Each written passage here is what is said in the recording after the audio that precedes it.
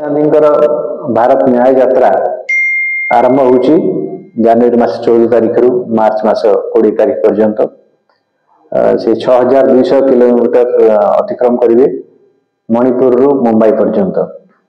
आमे बहुत खुशी जे ये कार्यक्रम रे ओडिशा मध्य अंतर्भुक्त अच्छी से 85 जिला मध्य देकरी गस्त करेंगे ता भितर ओडिशा मध्य शामिल होईची। से तांकर यात्रा समय रे तीनोटी मुख्य समस्या को लोकों दृष्टि आकर्षण करेंगे। गोटे है सामाजिक न्याय, आ गोटे है अर्थनैतिक न्याय एवं आ गोटे है राजनैतिक न्याय। वर्तमान सारा भारतवर्ष रे आमे देखुछु जे ये सामाजिक अर्थनैतिक तथा राजनैतिक न्याय घोर अभाव आमे देखुछु।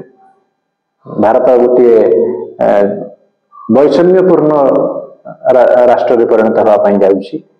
जेभली कन्याकुमारी काश्मीर जीवा समय राहुल गांधी शांति मैत्री एकता बंधुभाव प्रेम युवाकर संदेश जमी देते वर्तमान मध्य से भाव में सामाजिक न्याय अर्थनैतिक न्याय और राजनैतिक न्याय विषय में स्वर उत्तोलन करुँच। आम बहुत स्वागत करुँ।